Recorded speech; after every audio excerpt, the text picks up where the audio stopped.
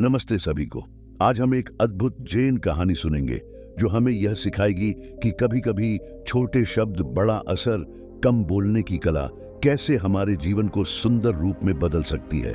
गांव में एक साधु बाबा और एक बोलचाल युवक आलोक अपने अंदर छिपे सीरीज से हमें यह सिखाएंगे कि कैसे शब्दों की सार्थकता छोटी हो परंतु उनका प्रभाव अत्यंत बड़ा हो सकता है।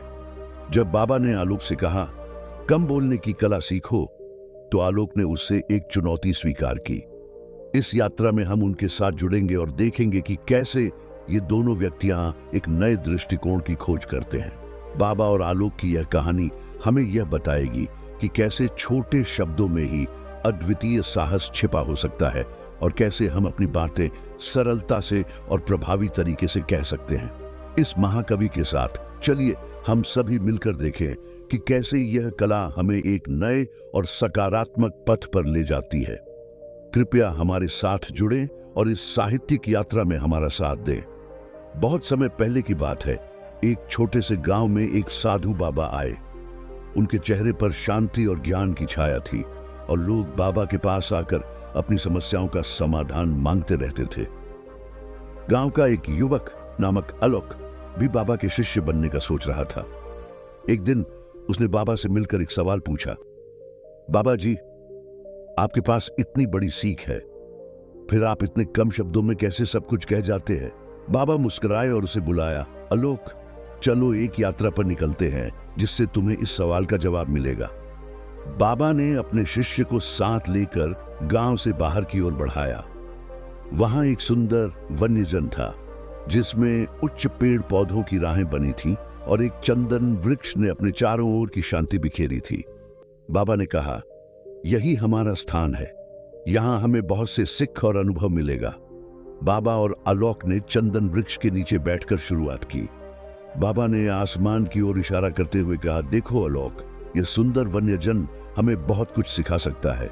इस चंदन वृक्ष की छाया तुम्हें शांति कैसे देती है? आलोक ने गहरी सांस ली और अपनी आंखें बंद की। कुछ समय बाद उसने मुस्कुराते हुए कहा, बाबा जी, ये ठंडा है और बहुत शांतिप्रद है।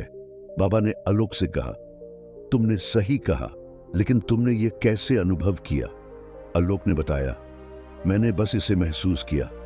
उसकी छाया ने मेरी सभी चिंताओं को दूर कर दिया। बाबा ने मुस्कुराते हुए कहा, यही है छोटे शब्द बड़ा असर का सिद्धांत। अब मैं तुम्हें एक और कहानी सुनाऊंगा जो तुम्हें इस सिद्धांत को समझने में मदद करेगी। एक समय की बात है, एक अनुभवी योगी नामक राजा जनक के दरबार में पहुंचे। राजा जनक ने योगी से एक प्रश्न पूछा, कृपया हमें बताएं कि आपका ज्ञान और अनुभव कैसे इतने विशेष है जिससे आप इतनी शांति में रह सकते हैं। योगी ने हंसते हुए कहा, राजा जनक, ज्ञान की असली महत्ता यह है कि हमें उसे अपनी शब्दों में प्रकट करने की कला होनी चाहिए। बहुत बार हम बहुत कुछ जानते हैं, लेकिन हम अपने शब्दों में उसे सही ढंग से व्यक्त नहीं कर पाते। राजा जनक ने आत्मा से सोचा और फिर कहा, योगी जी, कृपया हमें इस कला का एक उदाहरण दिखाएं ताकि हम भी सीख सकें। योगी ने उत्तर दिया, राजा जनक, मैं एक विशेष वृत्तांत से इसे समझाऊंगा। योगी ने कहा, राजा जनक, एक समय की बात है, एक गांव में एक छोटा सा बच्चा रहता था जिसका नाम सोम था। सोम बहुत ही बुद्धिमान और चालाक बच्चा था। एक दिन उसके गांव में एक महात्मा आए। महात्मा ने गांव के लोगों को एक बहुत ही महत्वपूर्ण संदेश सुनाया और उन्हें बोला, जीवन को सरल बनाने के लिए तुम्हें कुछ सबक याद रखना होगा। एक बात तुम्हें याद रखनी चाहिए कि बड़े शब्दों से बड़ा कोई असर नहीं होता, बल्कि छोटे शब्दों में ही असली शक्ति है। सोम ने यह बात सुनी और उसने खुद को यह सवाल किया, यह महात्मा बड़े शब्दों में कह रहे हैं कि छोटे शब्दों में ही असली शक्ति है, लेकिन इसका कैसे प्रमाण करूं? उसने इस सवाल का उत्तर खोजने के लिए अपनी माता से पूछा, मां, बड़े शब्दों में असली शक्ति है या छोटे शब्दों में? मां ने हंसते हुए कहा, बेटा देखो, बड़े शब्दों में तो बहुत सी बातें होती है, लेकिन छोटे शब्दों में ही वास्तविक अर्थ होता है। उदाहरण के लिए, तुम्हारे दिल का बहुत बड़ा और महत्वपूर्ण हिस्सा मांग कहलाता है, जो एक छोटे से शब्द में ही समाहित है। इस सुनते ही सोम ने समझा कि महात्मा जी ने सही कहा था। उसने देखा कि जीवन में बहुत सी बातें होती हैं जो छोटे शब्दों में ही समाहित होती हैं और जिन्हें बड़े शब्दों में व्यक्त करना अच्छी तरह से संभव है। सोम ने इस बात को अपनी जिंदगी में अपनाया और उसने देखा कि उसके शब्दों में एक नई ताकत है जो उसे और उसके आसपास के लोगों को समझाने में मदद करती है। राजा जनक, ये कहानी हमें यह सिखाती है कि हमें अपने शब्दों को चुनने में सावधानी बरतनी चाहिए और छोटे शब्दों में ही बड़ा असर हो सकता है। राजा जनक ने हंसते हुए कहा, यह कहानी हमें सिखाती है कि शब्दों की महत्वपूर्णता और सावधानी से चयन किए गए शब्दों में ही सब कुछ होता है। धन्यवाद योगी जी, तुमने हमें इस अमूल्य सिक्के को सिखाया।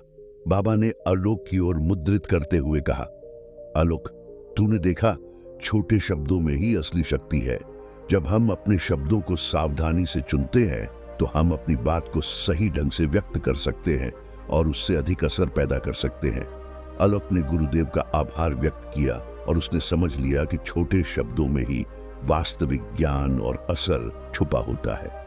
उसने यह निश्चित कर लिया कि वह अपने जीवन में इस कला को अपनाएगा और दूसरों को भी सिखाएगा।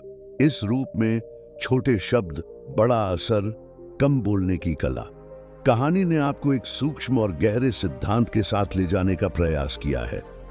शब्दों की महत्वपूर्णता और उनके चयन में सावधानी से काम करने का यह सिद्धांत हमें हमेशा अपने जीवन में उत्तरदाता बनाए रखने की सीख देता है।